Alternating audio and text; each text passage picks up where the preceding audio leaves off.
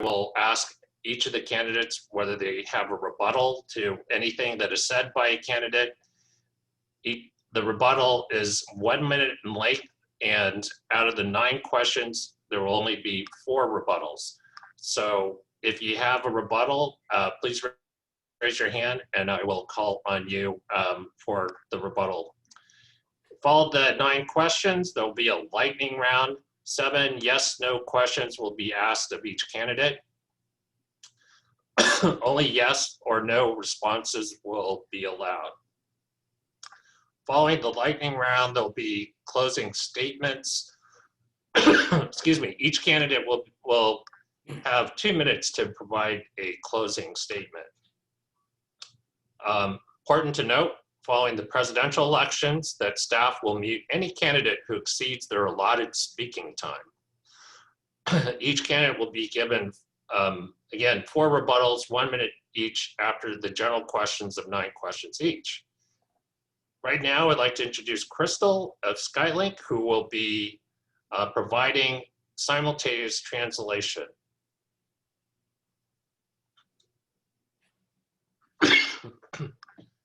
May, would you like to translate in Cantonese right now? Hello， 大家好。如果你而家喺英文頻道嘅話，我會教你點樣變成中文頻道嘅。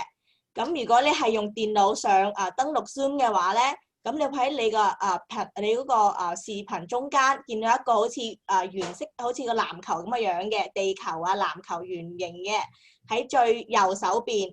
咁咧你撳佢一次之後咧，佢寫住 interpretation，start of 英文 I 開始嘅 interpretation。點擊一下，你會見到有2個選擇，一個咧係英文 English， 第二個咧係中文。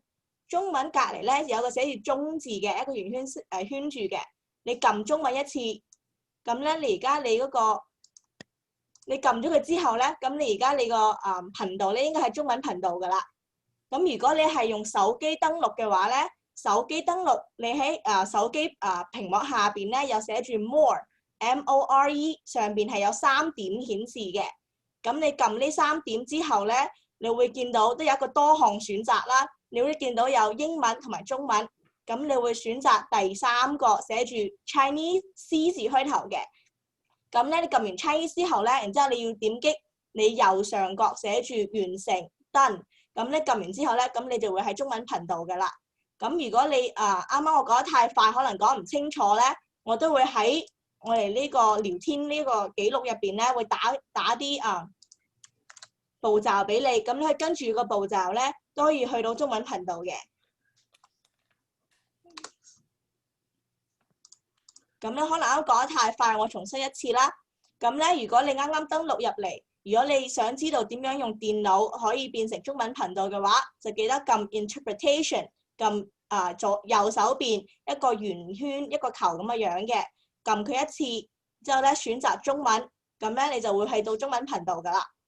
如果你係用手機登錄嘅話，就點擊3點，寫住 More 多項選擇，撳完3點之後咧，佢帶你另一個屏幕上面顯示咗都有中文呢個選擇嘅，寫住 Chinese。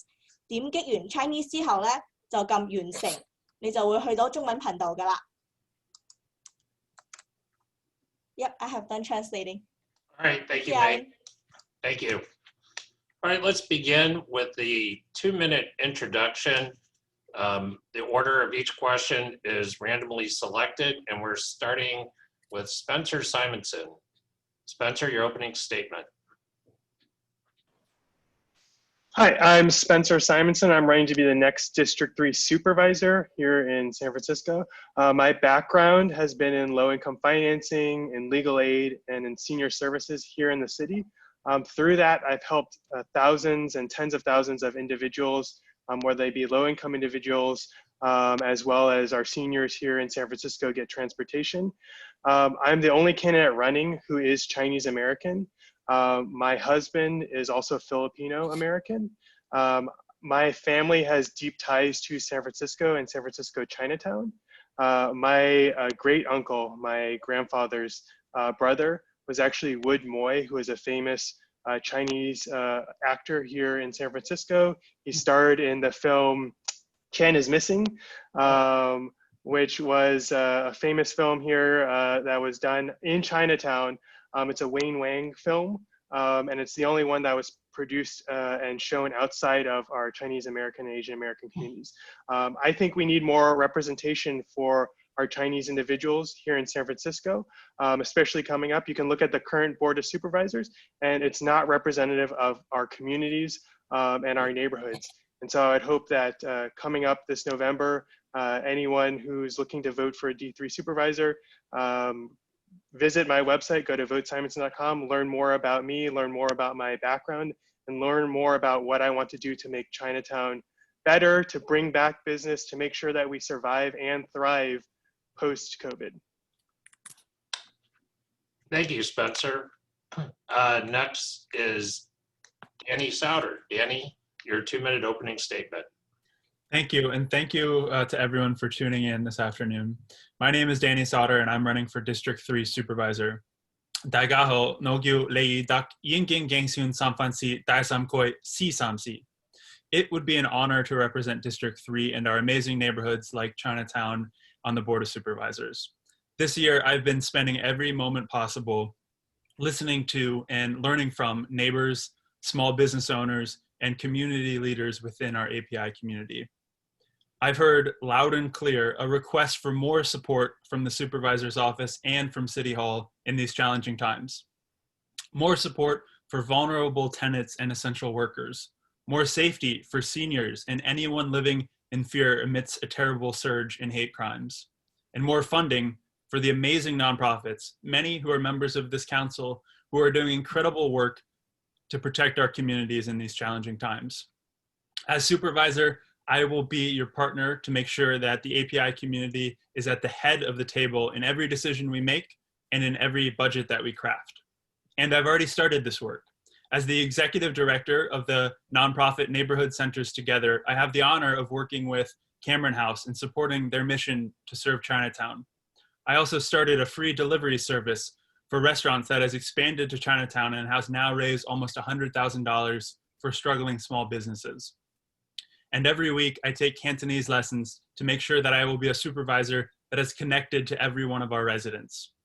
This work and this commitment has earned our candidacy endorsements from the San Francisco Renters Alliance, the Eastern Neighborhoods Democratic Club, and the Chinese American Democratic Club. I look forward to the conversation today. Thank you for having us, and dojisai. Well, thank you, Danny. Next up for his 2-minute opening statement, Aaron Peskin. Daigaho, first, a few thank yous to the API Council, the CCBA, and the Chamber for hosting this debate, to Commissioner Lowe and Ms. Liang, and most importantly, to the Chinatown community for your friendship and partnership over the years and for participating this afternoon. 5 years ago, I earned your vote with a pledge to enhance pedestrian safety and promote public safety in Chinatown and Greater Chinatown. And I'm incredibly proud of the work that we've done together since. One of my first actions back in office was to build off of my work nearly 20 years ago and establish full scramble pedestrian signals at Stockton, Sacramento, then at Kearney and Clay, backed by the community, which we've since expanded to Kearney, at Washington, and at Pacific. We've installed pedestrian safety improvements all along Columbus Avenue and at over 50 intersections in District 3. And when graffiti emerged as a major concern, I worked with the community to fund security cameras along Stockton Street, 18 different cameras, as well as throughout Chinatown. We overhauled security systems and completed the renovations at the Pings. And in the wake of horrendous racially motivated attacks on Chinatown residents, I've stood with the community to demand justice and communicated that to our district attorneys as recently as this morning to ensure that perpetrators are held accountable. I've gone to court to sit with the community to ensure that criminals who attack Chinatown seniors are held accountable. And as homelessness was increasing, I announced plans to open the first youth navigation center on Post Street and won hundreds of units for formerly homeless individuals, and continuing to push for more resources and homeless services at Bay and the Embarcadero. And I've worked to improve Chinatown's legacy businesses, nominating more than any other supervisor, many of them in Chinatown, and by creating a first in San Francisco history impact fund to assist Chinatown businesses impacted by the ongoing subway construction. And parks, first at the Chinese Rec Center, the Bedian Ong Chinese Rec Center, now at Willy Woo Wong Playground and Clubhouse, which are about to reopen, at Washington Square, where many of our Chinese seniors and children recreate. And I fought most recently to ensure that the full renovation of Portsmouth Square was included in Proposition A. Thank you, Commissioner Lowe. Lastly, as the pandemic was approaching in early February, I joined with the leaders of the Chinese Consolidated Benevolent Association, the Chinese Chamber, and Chinese Hospital to educate the public long before our declaration of emergency to ensure that Chinatown was prepared. I worked with Assemblymember Chu to open up COVID testing sites in Chinatown, to obtain resources and approvals to open beds at Chinese Hospital, as well as open multiple food bank sites and meal delivery services to ensure that families had food on the table. And it's because of these early efforts that Chinatown has proven to be one of the most resilient communities in the entire city and country, earning international acclaim for its precautions and incredibly low transmission rates. We've got a lot more ahead, which is what we're going to be talking about this afternoon. Thank you for having me, and I look forward to earning your vote in my final campaign for District 3 Supervisor, Doja Gyokwai. Thank you, Aaron. Next, we're moving to the general questions. Each question will be asked to each candidate. The first question is, we know Asian Pacific Islanders are the largest minority population in the city, about 35%. We also know that the Asian Pacific Islanders make up 42% of the communities in poverty, which is consistently ignored by policymakers and funders.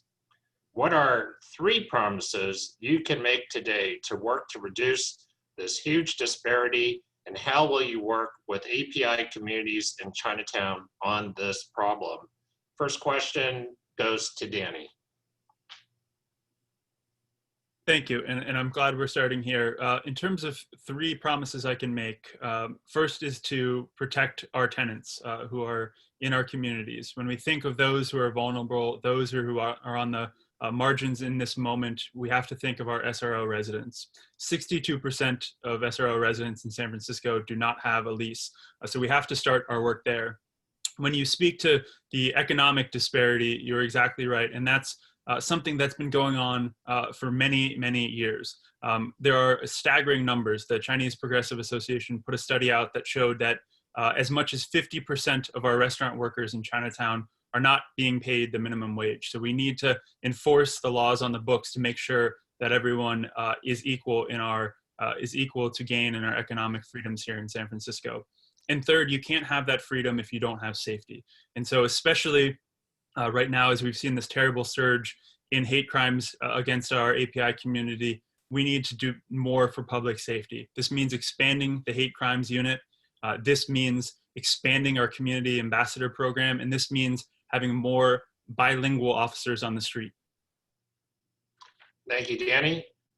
Aaron?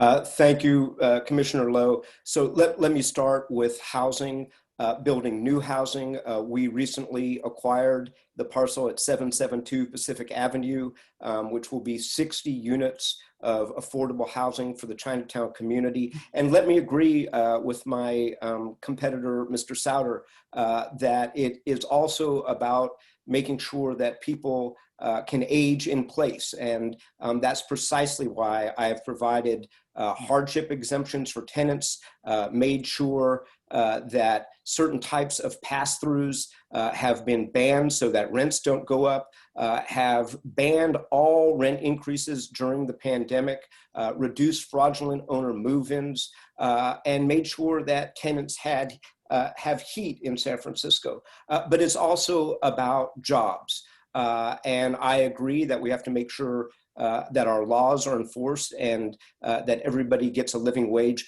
But it's about project labor agreements and making sure that the city's workforce, the 33,000 people that work for the city, reflect the diversity of San Francisco. And I've done a lot of work to ensure that as well, and will continue to do so.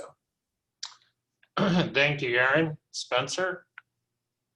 Yeah, so I think we're kind of aligned here. For housing, we do need to have a huge focus on housing. We need to have a huge focus on SROs, especially in the Chinatown community. I think I'm the only individual who's actually been in many of those SROs, up to 40 of them, in actual Chinatown, and seen the conditions that our seniors live in. So it's critical that we go in there and we put in the safety that they need. Those SROs lack basic safety. They have boarded up fire escapes. They have no emergency services. They have no exit signs. They have no fire extinguishers. We need that basic safety for our seniors and individuals with disabilities in Chinatown. That is critical. We also need to make sure that the people who are working and living in Chinatown and in our Chinese communities have access to assistance for low-income individuals. When I worked in low-income financing, that was a critical piece where if people miss, they don't have employment, or they're not able to work, or they're sick, that ends up being a snowball effect for individuals in those scenarios that can cause them to lose their housing. It can cause them to lose their job permanently. And so we need assistance there as well. And the last one is general safety for individuals in the Chinatown area. As everyone else has noted, we've seen a rise in hate crimes directed towards Chinese individuals. I've had several friends and family who were Chinese who have told me that they were actually spit upon, that they were harassed by other individuals. And so that's something that we need to have additional security in Chinatown, not just security cameras, because security cameras only help after the fact. We need proactive security in Chinatown. We need to have better lit streets. We need to have more officers who are walking and making sure that everyone's safe. Thank you, Spencer. This is an opportunity for any of the candidates to use one of their 4 rebuttals.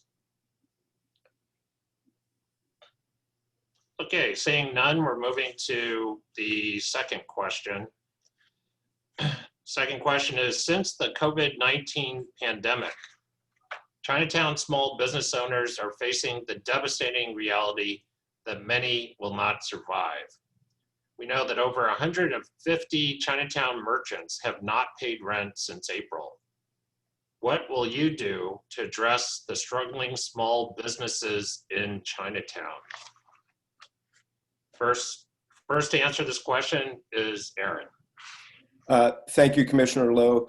So let me actually thank you personally for the legislation to ban commercial evictions that we were able to get through the state legislature with the work of Assemblymember Chu that was supported at the board that became Assembly Bill 3088, and to get the mayor of San Francisco to extend the commercial eviction ban, and the local work that my office has done actually with you to make sure that we have the best commercial eviction controls that we can have as a matter of local law in the state of California.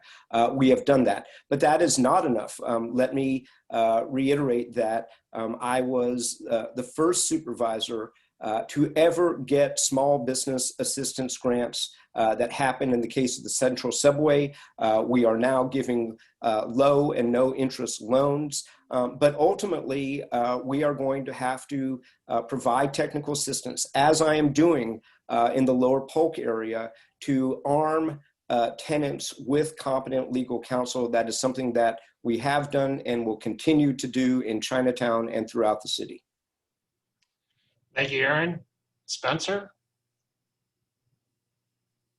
Yeah, so when I talk with our small business owners in Chinatown, they are concerned. I mean, the first step is to ban commercial evictions, which again has been stated we've already done, but that's definitely the bare minimum that we should be doing. When you talk to Chinatown business owners, they say, how are we gonna, even if evictions are banned, we still need to be able to stay in business and, sell a product or open our doors if they're restaurants, to have diners. And so what we really need to look at is we need to look at the individual steps to reopening safely the Chinatown area, because Chinatown is a lot different. All of our neighborhoods in San Francisco are very unique. And one of the things about Chinatown, when you talk with residents and when you talk with small business owners, is that the streets are set up differently. There's smaller alleyways, there's smaller sidewalks. And so that does not lend itself well to doing sidewalk dining, or being able to have individuals and patrons come back, because many of the small businesses operate in very small areas. And so we need to be able to have a very specific reopening plan for Chinatown. It's going to be near impossible to get some of these, like the Chinese fortune cookie factory. It's going to be near impossible to get that open with the 6 feet requirement. And so we need to look at ways to make that safe, but also allow them to continue to operate their business, continue to grow. And so again, commercial eviction bans are the minimum. Grants for these businesses are the minimum. We need to go beyond that and make sure that we're going to be able to get, and we're set up to get tourists back here in San Francisco and back to Chinatown, and that we're set up to allow them to, operate and open safely within the recommended guidelines. Thank you, Spencer. Danny? Yeah, well, as supervisor, I would fund new grants for Chinatown. You may have noticed that some of the restaurants in Chinatown have been slower than in other neighborhoods to do some of the outdoor dining or the shared spaces. And we need to have the city step in and lessen the risk of doing that. Give some of those grants to small businesses to try something new. That's where I'd start. But I'd also go further and create a team of small business advisors in City Hall. Every single one of our businesses should have someone assigned to them at City Hall so that they have someone advocating on their behalf and guiding them through complex regulations and some of our really tough paperwork that can be so complex and can take months. I think we saw the importance of this in the spring at the federal level when so many of our immigrant-owned businesses were accepted at much lower rates for grants and for PPP. And so this team in City Hall that I'm proposing would be assigned to each business, and it would also, of course, be a multilingual team to make sure that they're representing our small businesses. We also need to realize that in San Francisco, we have over 100,000 people that are out of work in this moment. So we have to be fighting for them. And here in Chinatown, that means making sure that our nearby City College, North Beach Chinatown City College, is working for the community. That means more ESL lessons. That means more redevelopment and workforce development training right here in the community, right nearby. Thank you, Danny. I open up to any of the three candidates if they would like to use their rebuttal. I would, Commissioner. Okay, Aaron. Thank you, Mr. Moderator. I just want to start by saying that I was seminally involved in the crafting of Proposition F on this November's ballot that will give small business relief throughout the city and county of San Francisco. I was involved in the crafting of Proposition K that gave the legacy business grants that have been designated again and again in Chinatown. Proposition F will raise the exemption for small businesses from $1 million to $2 million, bringing in 3,100 businesses. But I've also worked with the community to refurbish alleys, whether it is Trenton Alley or Spofford Alley, or putting the lights on Waverly, listening to the community so that, and I think Spencer is absolutely right. It is different. Every community is different. In the case of Chinatown, I listened to the Chinatown merchants and the Chinese Chamber, and we are now closing Grant Avenue on weekends. So all of those things together are what we have been doing with the community. Good elected officials listen to what the community wants and helps implement that, and that is exactly what I have done. Thank you, Aaron. Seeing no further rebuttals, we'll move to question number 3.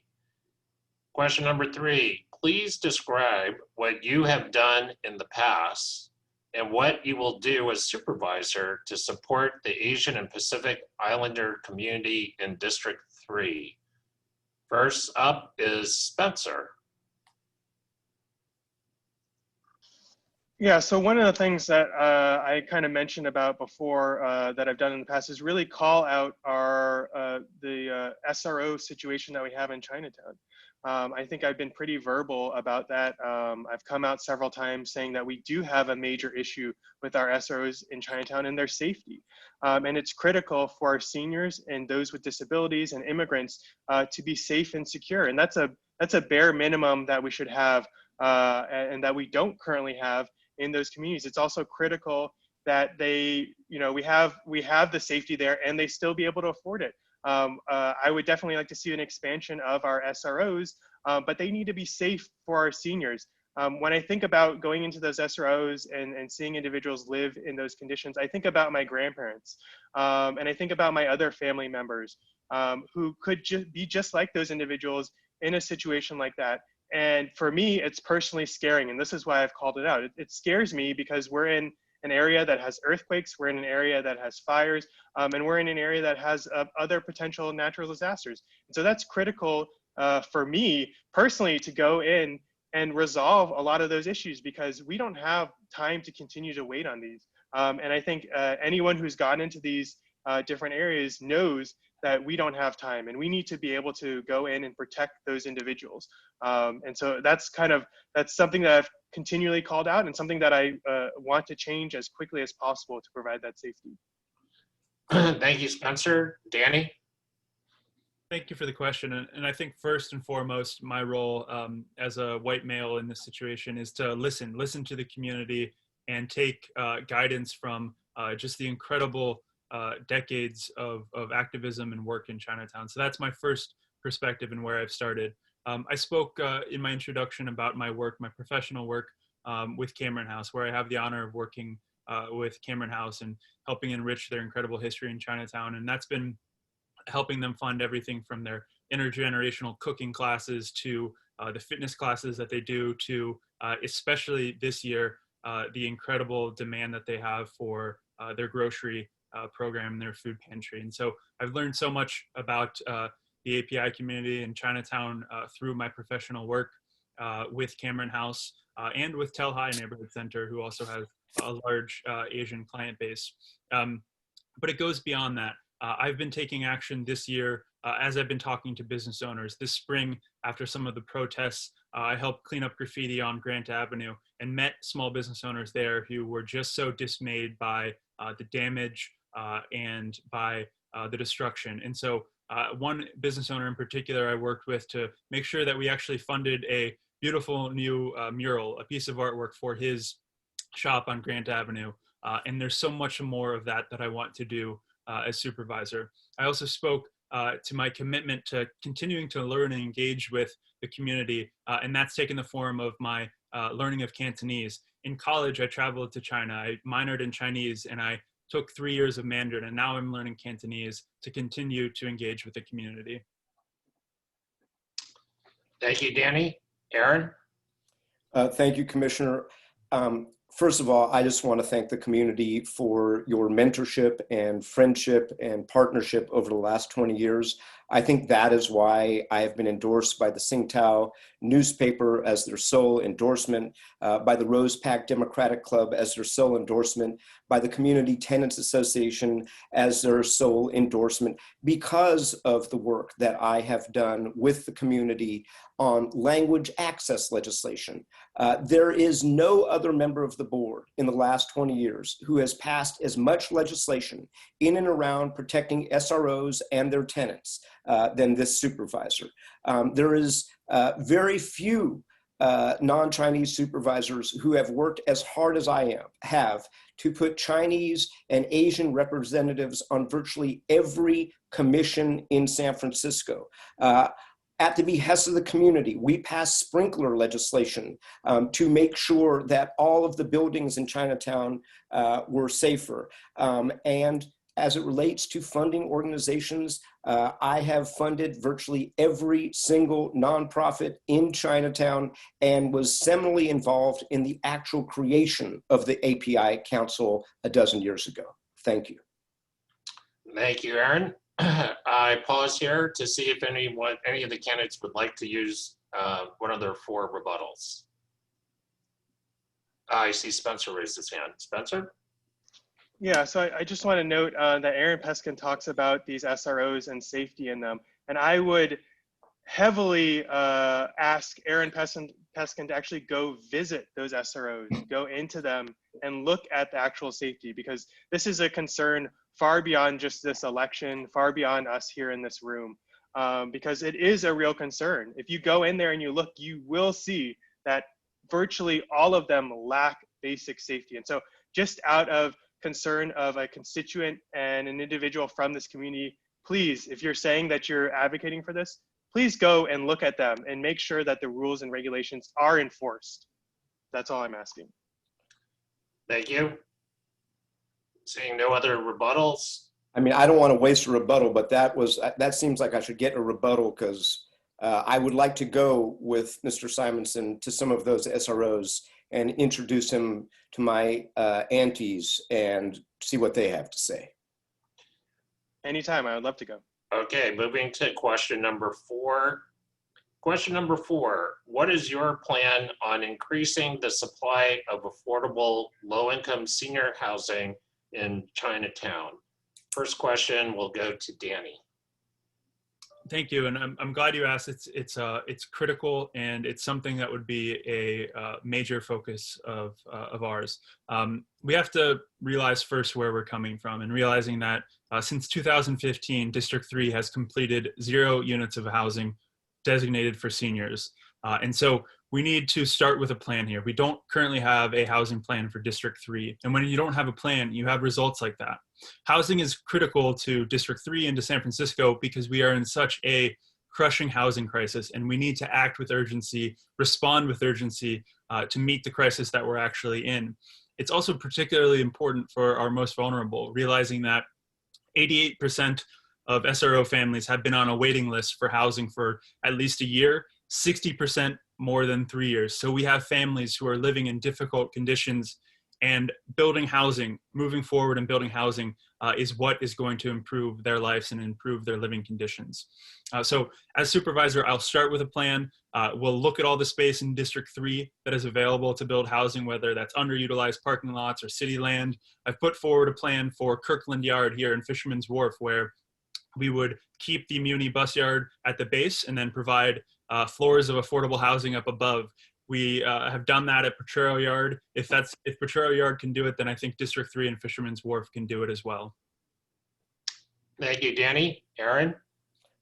Thank you, Commissioner Lowe. So let's be clear. I am the supervisor who has a plan, who has implemented that plan at Broadway and Battery, at Broadway and Sansom, now at Broadway and Davis, pioneered senior operating subsidies for our seniors, obtained home key money from the state, $45 million to obtain 232 rooms for seniors and formerly homeless people, sued the Academy of Art over their illegal conversions of SROs in and around Chinatown, passed the first change to our inclusionary affordable housing laws in 2016, have worked tirelessly to preserve our existing housing stock and acquired the land at 772 Pacific Avenue and found a source of income to build over 60 units of new affordable housing in Chinatown. So I think that sums it up. I have a plan. I've implemented that plan in conjunction with the Chinatown Community Development Center and other affordable housers. Thank you, Aaron. Spencer? Yeah, so getting additional low-income housing as well as affordable housing in all of our communities is critical to the current state of San Francisco in order to get our city back on track and make sure that everyone has a roof over their head. So building more low-income housing in Chinatown and around the Chinatown area is absolutely necessary, and we absolutely have to have several portions of that go to seniors. But it's beyond that as well. We can't just look at kind of the housing issue. We need to incorporate that into everything we do. So seniors don't just need housing, they need other things. They need meal delivery. They need an ability to get on transport. They need free transportation. They need other classes. They need other medical services brought to them. And so all of those pieces are critical, not only the housing piece, but it's critical to have all these other pieces in order to allow people to live comfortably and age in place. And this is what my background is in. This is what I've been working in as far as doing is providing those meals, providing this transportation to these seniors. In fact, since COVID, we actually provided around 2,000 free meals per day to seniors impacted by COVID in the Bay Area from all different backgrounds. And so it's critical that we get those resources to Chinatown, not just housing, but everything else that goes with housing. Thank you, Spencer. I pause here to see if any candidate would like to use their rebuttal. Danny? Thank you. I just want to say that what we've done so far is not enough, and we can't for 1 minute believe that it is. I want to share just a quick personal story. I was helping a neighbor recently who was asking me, she's a senior, she was asking for other places to live in the neighborhood. And so I contacted the Lady Shaw Senior Center and asked them if they had availability for living, or what their openings looked like. And they told me that they have stopped admitting people to their wait list in 2008. And so just think about that. Think about the incredible demand for housing that we have for senior housing, specifically in District 3. So we absolutely need to do so much more. District 3 has the highest concentration of seniors of any district in San Francisco. And so senior housing will be at the top of my list of priorities. Danny, thank you. Seeing no other rebuttals. Kelly, just doing a quick check-in on how many rebuttals are left for each candidate. So Danny has 3, Aaron has 2, and Spencer has 3. Okay. Okay, moving to question number 5. Question 5, in San Francisco, it was reported that 40% of COVID-19 deaths were from the Asian American community. According to the Department of Public Priorities for COVID-19 Diagnostic Testing Guide, released in July, Asian Americans were omitted among groups listed as, quote, people experiencing marginalization, systematic inequity, and health inequities that increase their risk for severe illness and death from COVID-19. This is one of the many examples of how we are not included in pandemic priorities until we advocate together. As D3 supervisor, how will you address this disparity, and how will you fight for our issues when necessary? First up will be Aaron. Thank you, Commissioner Lowe. And let me just start by saying that I will do precisely what I have done. I will take my direction from medical leaders like Dr. Zhang at the Chinese hospital, who I've been working with very closely to do pop-up testing sites, to pass legislation that actually requires the Department of Public Health to test everybody or offer testing to everybody in any building where there has been a diagnosed case. That was something the Department of Public Health was not happy about, but we ultimately prevailed in by listening to the community such that early on, Mayor Breed and I collaborated to increase the sanitization standards in each and every SRO, to send in folks from the Department of Building Inspection to make sure that every SRO had all of the sanitary supplies that they needed. By listening to the community for their needs for masks, which is why my office has collectively given out over 30,000 masks to individuals in Chinatown and continue to do so. But there are absolutely huge disparities. There is no question that COVID-19 has magnified all of the disparities that existed pre-COVID, and it is really a warning sign to us as a society that we have got to close those gaps in communities of color, in low-income communities. And again, that is why I'm endorsed by the Community Tenants Association and every progressive group in San Francisco. Thank you, Aaron. Spencer? Yeah, so being marginalized and being discriminated against is definitely difficult during this time of COVID, and I think it's had a massive impact on Chinese Americans in Chinatown and our businesses. But let me be clear, this is not the only time that Chinese Americans and other minority communities are discriminated against. In fact, this is just the most current and most apparent one to most people. But this is a long-term, constant thing. And I can say that being from the Chinese American community as well as being LGBTQ. I think a lot of people are surprised that things are, that people are racist against Chinese Americans. This is not a new thing. We've known that this has been around. And so we need to take a clearer approach to this. It can't be just a response to COVID.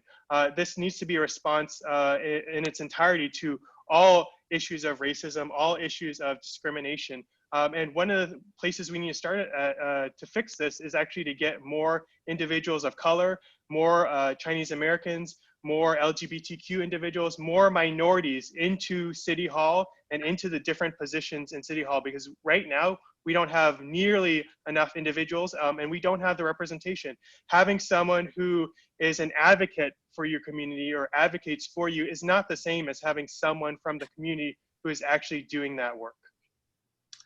Spencer, thank you. Next up, Danny.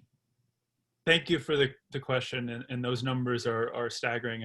Right now, citywide in our SROs, we have over 500 cases of COVID. We have over 130 SROs that have been impacted. So we can't take our eye off the ball for 1 minute to do more to protect our communities as it relates to COVID. And right now, one of the most important ways to stop the spread of this terrible disease is to expand testing. And so as supervisor, that will be a top priority of ours, is to expand testing in Chinatown particularly. I want us to have a city testing site here in District 3. The two best ones in the city are in Soma and along the Embarcadero, and that's not close enough for many of our seniors and many who have access challenges. So we'll have one here in District 3. The Chinese hospital is a fantastic start, but it's only open an hour each day, each week. So open an hour each day. So we need to have more access.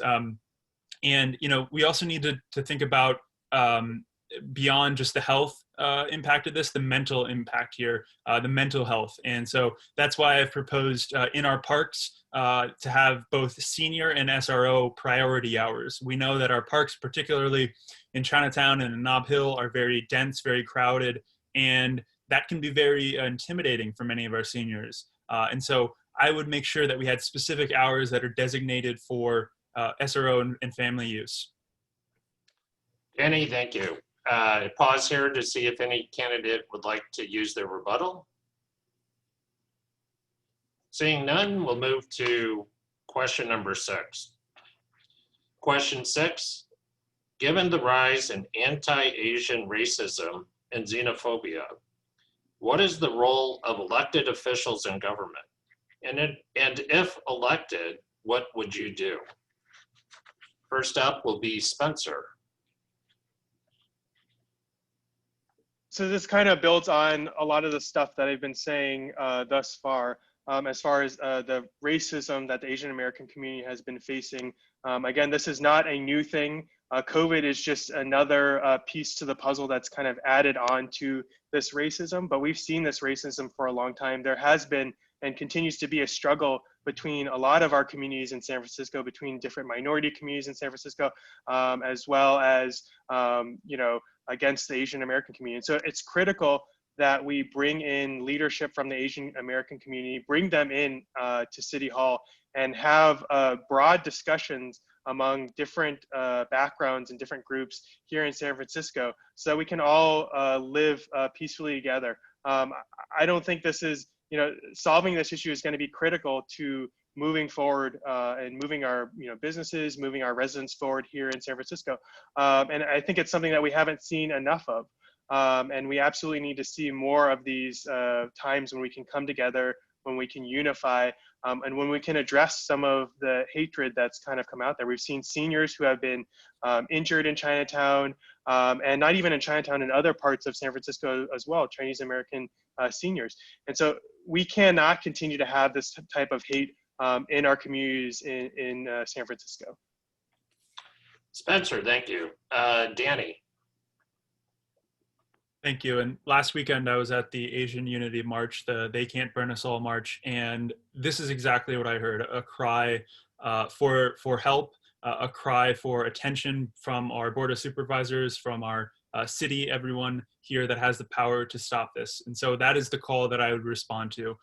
You know, we've seen the terrible numbers, we've seen the terrible incidents just this past week on the border of District 3 and District 6, another terrible incident of hate crimes. And we need to be bold in calling out those crimes as what they are, which is hate crimes. And in many cases, too many cases, also elder abuse. So we need to put an end to that. In terms of how we get there, my first priority is to expand our community ambassador program.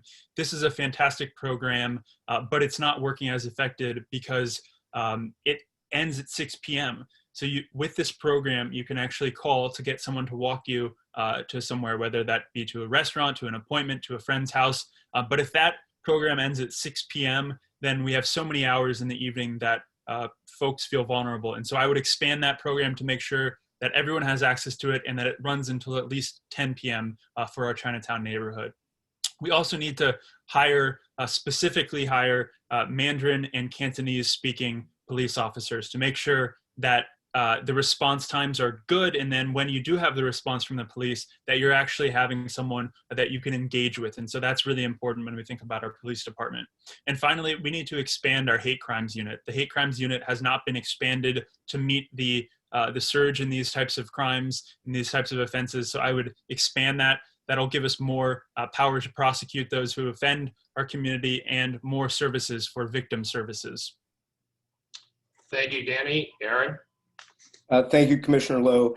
So let me reiterate what I have said earlier in previous debates and public forums, which is that number one, I am committed to maintaining the robust staffing in beat police and car police and radio cars that Chinatown now has today, the most that they have ever had. I was seminally involved in the creation of the ambassador program, got $1 million in a very tough fiscal year for API victim services, am deeply committed to no pretrial releases of any violent assailants. But ultimately it is, and I agree with Mr.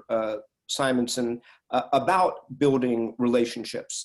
In the same way that CCDC, the Chinatown Community Development Center, has done that at the Pings, by bringing communities together, by having the funds to have recreation and bring folks to common places of understanding. I have funded those efforts, will continue to fund those efforts, but most importantly, the tone from the top, from elected members like myself and from the mayor has to be to condemn in the strongest terms this kind of unacceptable violent behavior. And that is precisely what we are going to do tomorrow as it relates to the two vicious attacks in District 6.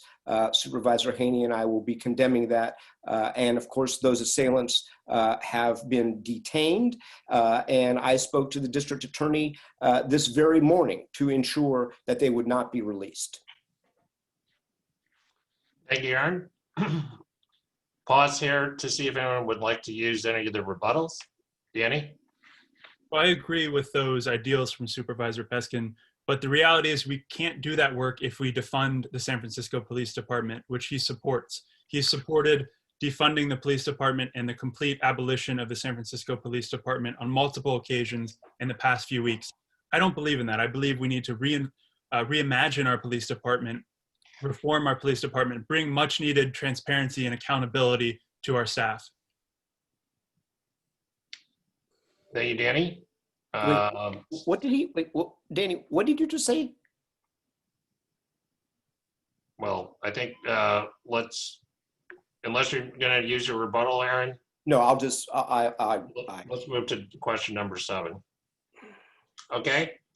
Question number 7. Over 500 families with children are living in SROs in District 3. What services will you commit to these families? Aaron?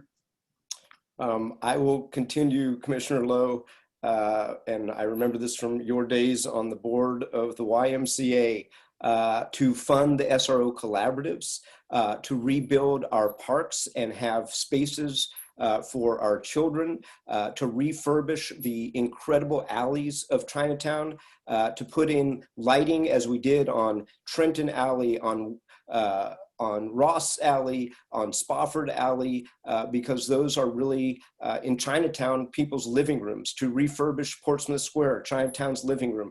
That is what I'm going to do and have done and will continue to do for SRO families and their children. Thank you, Aaron. Spencer? I'm glad we're spending a lot of time on SROs because, again, I think this is a critical area, especially for Chinatown and especially for our minority communities. As far as protecting individuals and protecting families in SROs, again, I think it's critical that we have all of the safety precautions and procedures there. And I'm willing to, at any time, take Aaron Peskin up on his statement that he'd walk through those SROs with me and introduce me to other people, because I want to really point out what the critical issues here are in those SROs, because you can see them with your own eyes, and it is very concerning. And so making sure that we have a walkthrough with, the fire, the people from the fire department to ensure that the fire code is being met, making sure we have a walkthrough with other safety officers to make sure that the safety requirements are being met. A lot of these SROs, if you go into them and if you take a look, they don't have door numbers on the doors. And you might have multiple floors that have, door 25 on the 6th floor. And so that's critical when we have first responders who are responding to these areas, that they know that they can't trust some of those numbers and that they are going to have to search for these issues or these different rooms. And so, again, I would take Aaron Peskin up on it. I want to see movement on these SROs and making them safe, and as well as continued affordable places for individuals to live. Spencer, thank you. Danny? Thank you. So when it comes to SRO support, and in particular our families, I would listen to those who live in SROs and listen to the amazing organizers at the SRO Collaborative that have been putting these demands out for years now. And so, particularly I know there's a real demand for a beacon center in Chinatown. I know there's real demand for a child care respite center in Chinatown. And so those are the services that I would work with the community towards, to funding and expanding, and also making sure our existing nonprofits are funded to do the amazing work that they do. When you look at some of the surveys and some of the engagement with SRO residents, there's a clear request always for space. And that could be open space nearby. It could be access to some of the larger open space in the city, whether it be the Presidio or other recreational activities. So those are the types of programs that I would seek to fund to make sure that our families have the ability to enjoy the outdoors, have the ability to get out of cramped living corridors. Thank you, Danny. I pause here to see if any of the candidates would like to use a rebuttal. Seeing none, we're moving to question number 8. Question number 8. We are disturbed by the brutal attacks on Chinese senior ladies in the Tenderloin. This is one of many attacks throughout the years. There have been several attacks on API seniors in District 3. We need more zero tolerance noises from the DA's office and SFPD. What are you going to do to denounce hate crimes and keep our community safe? What should we do to denounce hate? First question goes to Danny. Thank you. And I know we've touched on this, but just to reiterate, to denounce hate, we need to call it out. We need to march with those asking for justice. We need to protect those who are most vulnerable. Specifically, I spoke earlier to expanding our community ambassador program, expanding our hate crimes unit within our police department. That's the type of work that is actually going to show results and to show that we do not accept this type of hate, that the rise in hate crimes, 58% rise last year, now well over 200 incidents of hate documented in San Francisco this year, that those are not accepted. And we have to, I think, realize that this takes place in all sorts of forms. It takes place, yes, on the streets. It takes place, yes, late at night, but it also takes place in the workplace. It takes place in labor settings. And so we have to realize that this is a threat in so many ways, and we have to put the full force of both the supervisor's office, the police department, and the DA to end this, and realize that of all places, San Francisco has to say this is not acceptable here. Thank you, Danny. Aaron? Thank you, Commissioner. I think I spoke to this earlier and in my opening statement. I have personally gone to court to sit with victims of violent crime, to look in the judge's eyes, to make sure that those individuals had justice served. There is no space for this. I have gotten up before and said very clearly, Chinatown is a no-fly zone. I get on the phone every single time anything like this happens with Deputy Chief Lazar to make sure that we have the investigatory resources to bring people to justice. I stand with the mayor in Portsmouth Square to denounce this kind of behavior. I speak to the district attorney, who I know, to make sure that these people will not be released if they are potentially violent people in our society.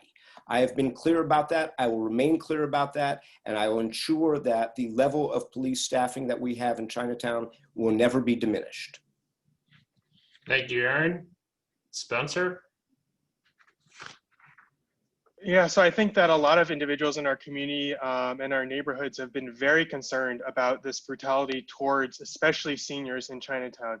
I know that just seeing this and hearing of these different stories and sometimes seeing the videos, it's really, it's difficult for our communities to witness this and to kind of see this deterioration in relations between our communities. So again, I think the first thing that I would say, just like any of the other candidates, is that it needs to be prosecuted to the fullest extent of the law as hate crimes. That's critical that these are prosecuted as hate crimes, because that's what they are. And the other thing is, we need to rebuild, again, going back, we need to rebuild connections between our communities. It can't be something where we just put in more police or we just prosecute more.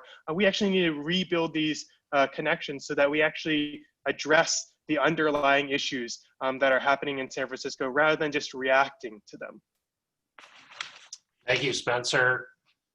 Pause here to see if anyone would like to use a rebuttal. Seeing none, moving to question number 9. Question 9, why do you think you are the most qualified to represent District 3? Spencer. I think I'm most qualified because a lot of my experience and a lot of my background is actually in implementing a lot of these different programs. Like I said when we started, I worked in low-income financing, where I helped provide cash and funds to individuals who were struggling paycheck to paycheck. And so I know what that experience is for a lot of individuals, and we do have a lot of individuals like that in the Chinatown area. I've worked in legal aid and legal services. I'm the only one out of all these individuals who've actually worked directly in legal aid and directly in working with people who've been evicted through a nonprofit legal aid here in San Francisco. And I am the only candidate who's worked directly in senior services, again, providing thousands and thousands of meals for our seniors impacted by COVID, providing transportation, and providing other services that allow them to age in place and stay in their homes. And so with all that, those are 3 critical areas where San Francisco is really struggling and has been struggling for years.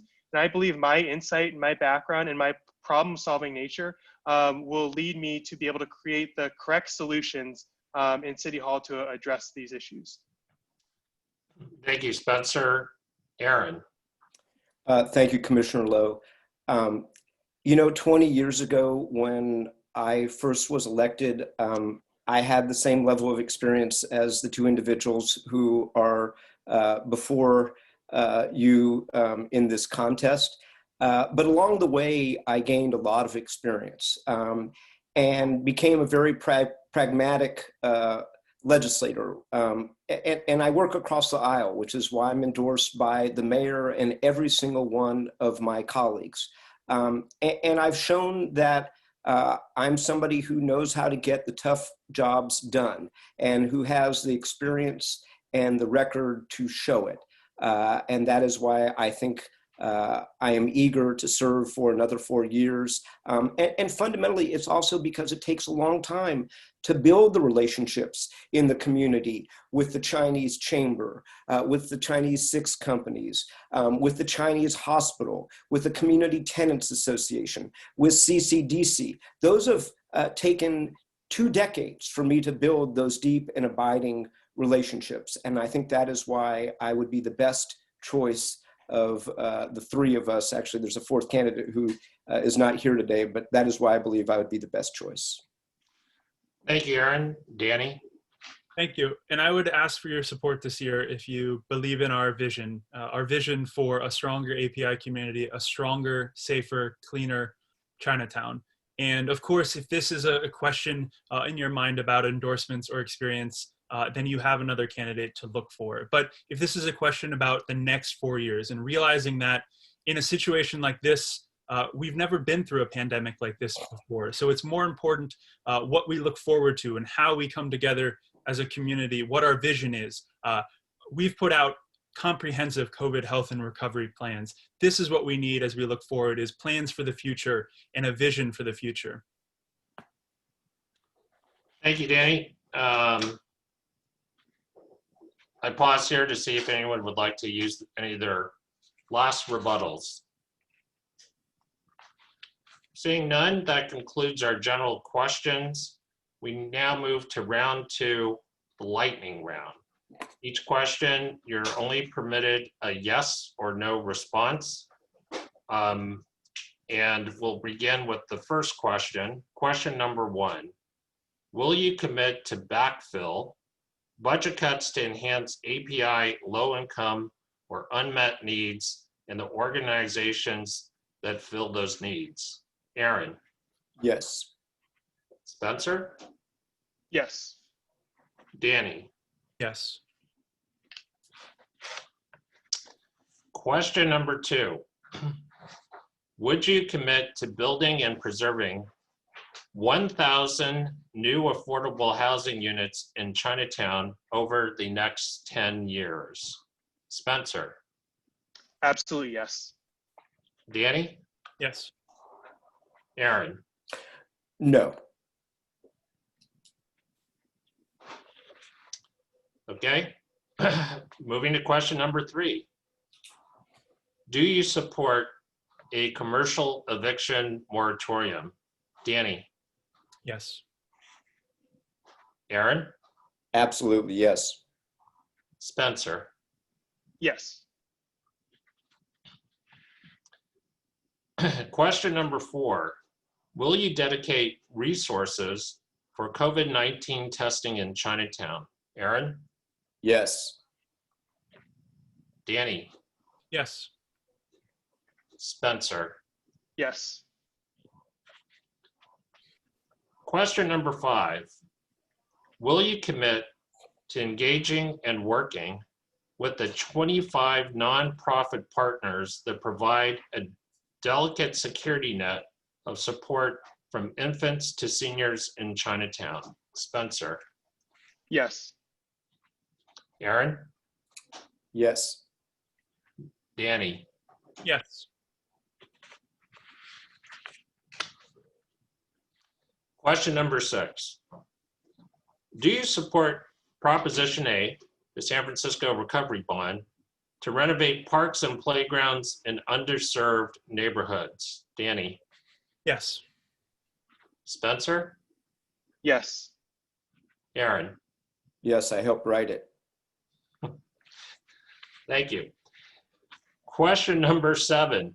Chinatown is the 2nd most visited tourist destination, densest residential and most commercial neighborhood, yet the common observation is that Chinatown has never been dirtier. Will you commit to launching a Department of Public Works task force with a commitment of resources to keeping Chinatown clean? Spencer? Yes. Aaron? Yes. And Danny? Yes. That concludes our lightning round.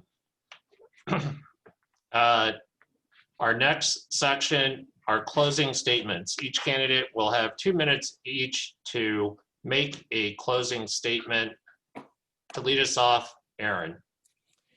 Thank you, Commissioner, and thanks once again to the hosts for convening this event this afternoon. And I want to thank the other candidates in this race, Mr. Simonson and Mr. Souter, and wish that the other candidate was able to participate as well.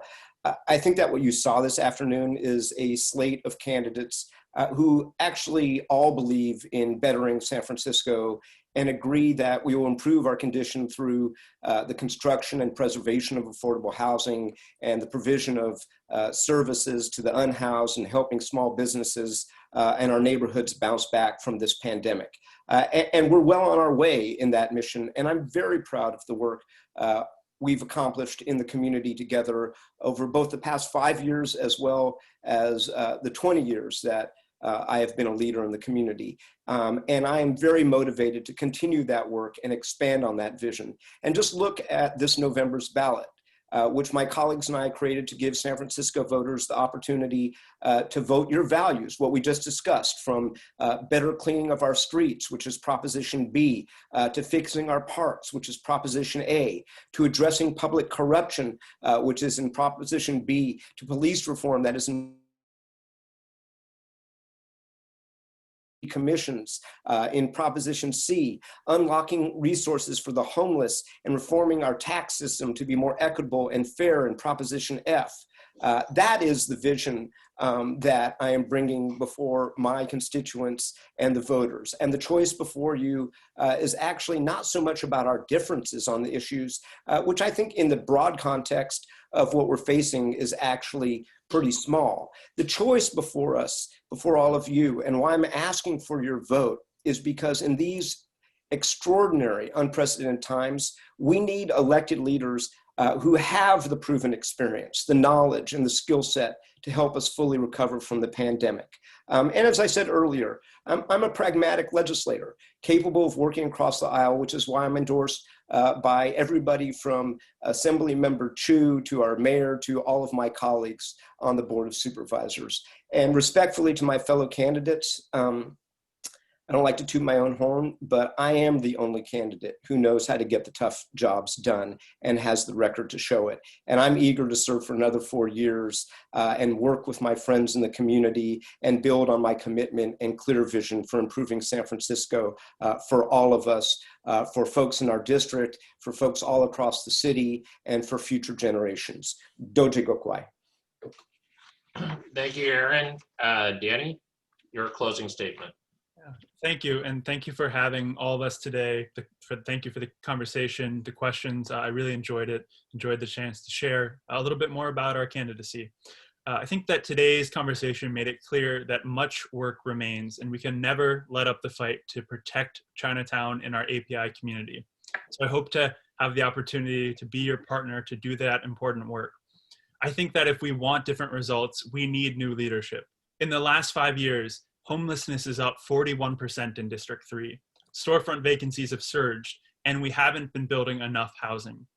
But with your support, we can change that this year. We can ensure that our neighborhoods live up to their full potential by protecting essential workers, making communities safer, and ensuring that our economic recovery has the API community at its core. We've been honored to earn the endorsements from organizations including the Eastern Neighborhoods Democratic Club, San Francisco Renters Alliance, and the oldest Chinese American political organization in San Francisco, Chinese American Democratic Club. Sing Tao Piu, Jichi No, Doje Sai, I hope to earn your vote this year. Thank you so much. Thank you, Danny. Spencer, your closing statement. Yeah, I want to thank you for having us here. Thank the other candidates as well. And thanks to the organizations for putting this together. I think it's critical that we have representation from all of our communities here and that everyone's allowed to speak equally, which is what I've seen. I think going along with what Danny said, Aaron Peskin has been in this seat on and off for 20 years. So that means that you've seen Aaron Peskin's handiwork or lack of handiwork. You've seen the outcomes or the lack of outcomes in our communities.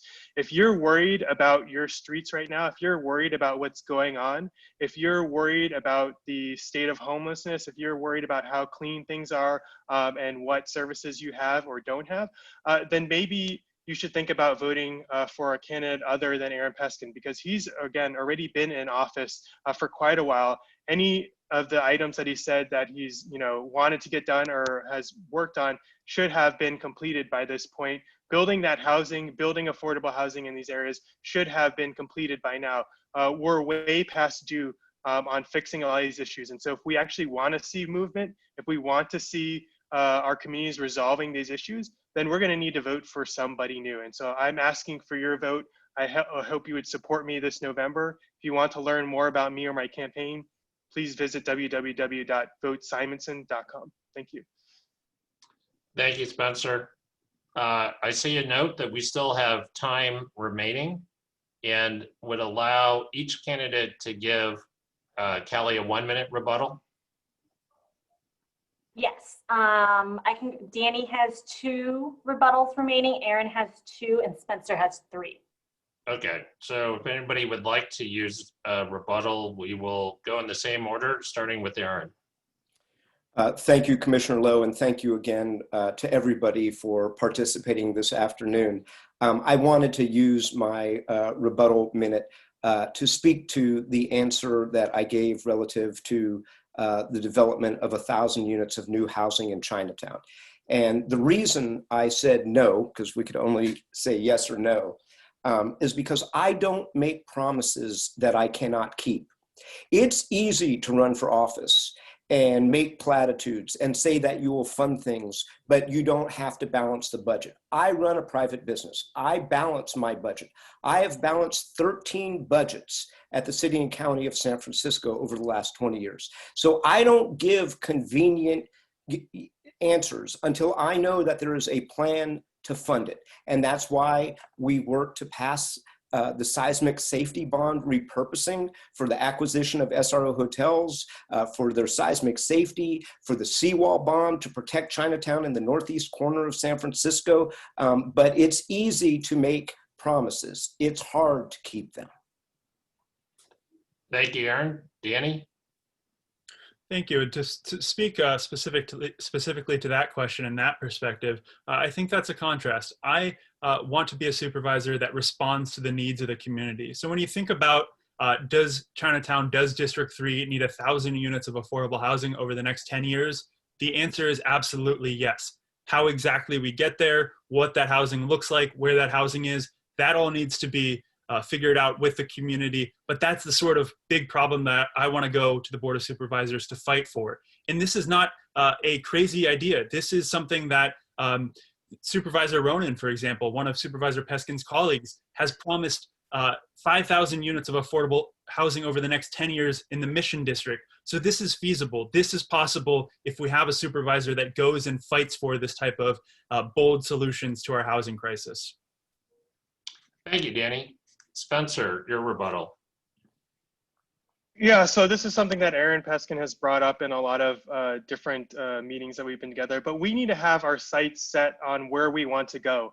I don't think we can have a situation where we say it's too difficult to build this housing, it's not going to work. We need to have a goal there, and we need to step up and reach that goal, because by not stepping up and reaching that goal, that means that we're leaving individuals on the streets, we're leaving people to die in the streets, we're leaving our seniors on the streets. And so even if the goal is difficult, we have to set that goal, and we have to step up, and we have to reach that goal.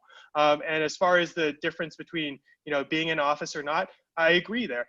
Neither Danny nor myself are in office, but I think that means that we need to have new people with new ideas and new perspectives and new outlooks in office, because it can't be something where we can't come in and get a seat in office because we've never been there before. That sounds like a dictatorship to me. That sounds like Trump politics to me. Thank you, Spencer. That concludes our debate. Again, I do want to thank the Chinese Consolidated Benevolent Association, the Chinese Chamber of Commerce, and API Council. I also want to give a big thank you to our interpreter, Crystal Liang from Skylink TV. Thank you, Dojasai. And want to thank again all the candidates for participating in this debate. This is the first time I've ever moderated a debate, and compared to the presidential debate, you are far more professional. So thank you, good luck on the campaign trail, and don't forget to vote on November. Thank you. Thank you, everyone. Thank you. Thanks.